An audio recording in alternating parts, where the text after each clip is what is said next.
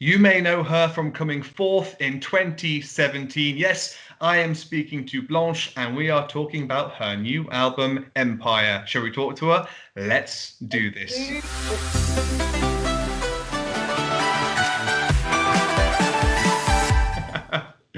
Hello, Blanche, how are you? Hello, I'm really fine and you? I am very well, all for better for speaking to you. First of all, I want to say congratulations on your performance in the Marguerite Museum. It was it was amazing. It was amazing. You can tell us about it. Thank you. Yeah, well, so Magritte is a Belgian painter, and it's really famous here in Belgium, but I think around the world he's also really famous. He's a surreal painter. And so the visuals of my album Empire, we were really inspired by surreal paintings, especially by one artist, Gertrude Abercrombie, which she was inspired by Magritte himself.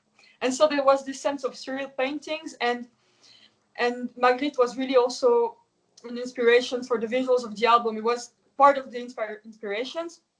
And as he's a Belgian painter and we have a museum with all these paintings in Belgium, I just thought it would be super cool to make a concert there surrounded by all the paintings. And, I had this idea during the quarantine and all stuff when we couldn't really go to any shows or to any museums. And so I liked the idea also to make the museum live through something else because people couldn't go there.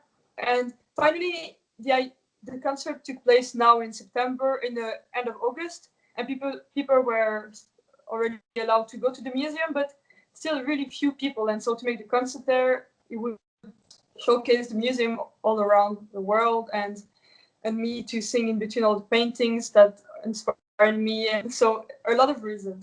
But these are main things. It really was. It was beautiful. It was such a fantastic and a unique venue, and I love the moody lighting as well, and then the close-ups on some of the pictures. It really was special. So you were promoting your new album Empire. Now, why is first of all, why is it called Empire? So, I know some artists, they start with a name and then they write the project. For me, it was not at all like that. I had no idea what I would call the album. I just worked on it, worked on a lot of songs, and without really knowing how I would put everything together. But I had this one song called Empire. And I don't know, at the end of the whole process, I was thinking about a name, and somehow I felt like this song Empire really like gathered everything that the album includes, and also the visuals, because we made the video clip of Empire, but we also made visuals for the all the songs with the visuals of Empire, the song. There was something that everything was coming together under this one thing, this one empire, also in the visual, this big house with everything inside. And for me, it really represents this whole empire with everything that includes so many different people, so many different feelings, so many different stories. It sounds like the process of how we worked for Empire, but also what it talks about. It's a lot of things, and it's like it's The strong. Blanche Empire. Yeah, that's Now you were speaking about different collaborations. Who did you collaborate with to make this album? so I collaborated with a lot of people. There are some people I worked a lot with, which are Rich Cooper and François Augustin. These are the two producers of the album. But I worked on the album for 3 years, and I made a lot of writing sessions in London with a lot of different people. But for example, Summer Nights, I wrote it with Ant Withing and Emily Phillips, which they worked with an artist that I love. This artist is Soak. It's a English artist. I don't know if you know. And so I worked with them, with Rich, with Jessica Charman, with a Belgian DJ, Henry PFR, with a Belgian rapper, Glint, a lot of people. That sounds like a lot. That sounds like a lot of Yeah, people. and I didn't even say half of it. But 3 years. That's Yeah. incredible. Why did it take? How come it took 3 years to make the album? Well, after Eurovision, I directly had a few writing sessions in a writing camp. but I never wrote any song before. Like, it was so new to me. You know, I started my career with Eurovision. It's a bit a strange way to do it, but that's what happened. Right in the deep end. So I had to find my way into that. Like, can I write? What do I like to write? Who do I like to write with? How? You know, I had to find out all of this. Absolutely. And so I made a lot of writing sessions. I met a lot of people, and I needed time to write. I needed time to step back and look at what I was doing, what I wanted to do next. And at the end, it just took 3 years. And there was some time we also worked on the live shows and stuff. So that's it. Wow. So you said you needed to process a lot of things and decided what you wanted to do within these 3 years. So you must have taken a lot of from what you've experienced at Eurovision and brought it into your new album. Yeah, well, for sure, Eurovision is quite an experience. Like, you learn a lot of things in once. You witness and experience a lot of things in once, and it for sure makes you think a lot about. It made me think a lot about how I react to things, and I learned a lot of things for sure. Yes, that influenced me for the album and for the rest of my life. Absolutely, because you was it 17 at Eurovision? 17. Yeah. I mean, walking down the red carpet with all the photographers and the fans and everyone chanting your name, representing your country. How must have that been when you were just 17? I mean, I don't know what I was doing at 17, but definitely not representing my country. So what was that like for you at such a young age? How did you handle it? Well, you know, it's really hard to realize that. I feel like we're not made to actually live this kind of thing. So when it happens, there's something strange that that happens inside me. I think either you get full into it and you're like, oh my god, this is happening, and you like live it 100%, and then you maybe get a bit completely in another world and you push yourself into that 100%.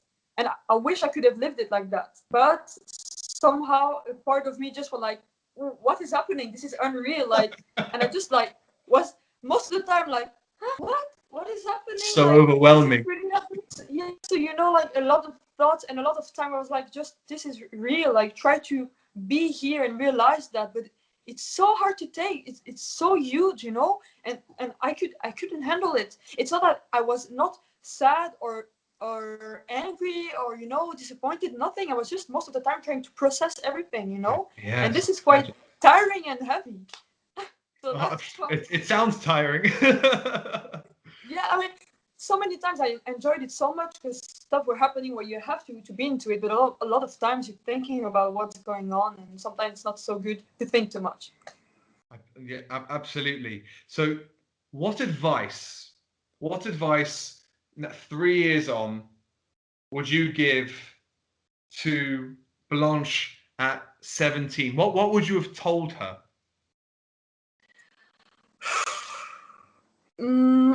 That's really hard.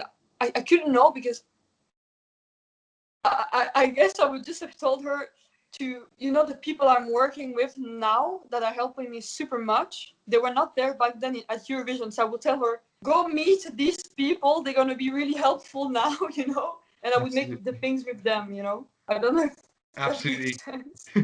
Make things quicker. So, what's next? Are you going to tour the album? Are you going to write another album? What are you going to go to Eurovision next year, or the one after after Hooverphonics? What is next for Blanche? You know, to be honest, it's quite hard to know at the moment because I don't know. Like, in Belgium, we don't have really a lot of options. Like, it's slowly starting again, all the concerts and stuff, but it's really slow and not really a lot of things that are possible for now. So, I mean, the plan would be to tour, obviously, to go and make concerts all over Europe. And I would love that, you know, like to make the first act of another artist. But for now, I guess I would like to tour. I would like to maybe make a video clip for one of the songs to share a bit more about how I created the album and stuff. These are stuff I'm working on. But for the future, I mean, yes, I'm starting to write new music, but it's really slowly, you know. It's just in my room gathering some ideas. But for now, I would like to make Empire live as much as I can for now. Fantastic. So you spoke of coronavirus. How much did it affect? It must have affected you so much. So how did it affect you?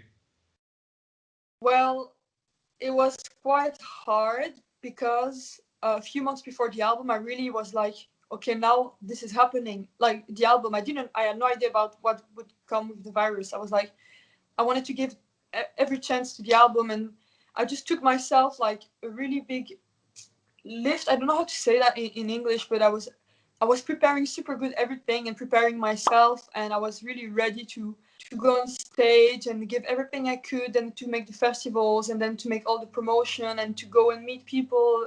And sadly, it was not possible because when the album was released, I was in my room, and yes, I made a small party with a few friends, but that's all I could do. The concert, the release concert was cancelled. I couldn't go to meet people for interviews and for TV and stuff. It was everything from my phone, on my phone from home, and it was quite tough, because it was not what I was expecting. But at least I could release the album, and it was available on platforms and people could listen to it, obviously. But there was a big part I was missing. Absolutely, but we have it. We have Blanche's first album now. Yes. And hey, it's fantastic. It's You. moody. It's everything we wanted, Blanche, and more from your 2017 days. Thank you so much. Do you have anything to say to your fans who might miss you because of coronavirus? They can't see you on tour. Do you have any message for your fans?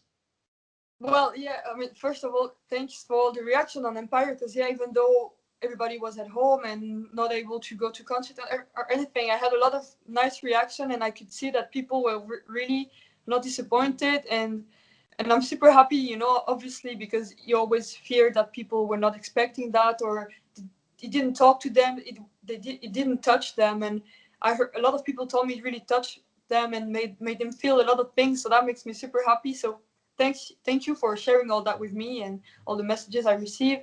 And I really hope that we can see each other for real if I go on tour in Europe and stuff, that you'll be there. And yeah, I hope Empire is still an album you listen for months now, for years, and that it's important to you. It is for me, and thanks for being there.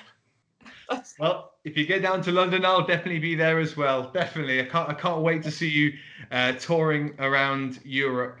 But you can see, if you've missed the concert, you can see it on YouTube. I believe you can see it on your YouTube channel. Yeah, we can see both concerts. So there's the concert at the Magritte Museum, and there is also on Facebook page of the Ancienne Belgique, the concert of Friday. So it's a concert I made in a really nice venue in Brussels, and there was a live stream. So there are two concerts available. Fantastic. One on my YouTube channel and one on the page of the venue. Amazing. One more time, thank you so much for chatting with us today, Blanche. Even though Eurovision has skipped a year, there's still plenty of stuff going on our YouTube channel. Check us out on Instagram, and we'll see you for more fun and games later. Bye. Bye.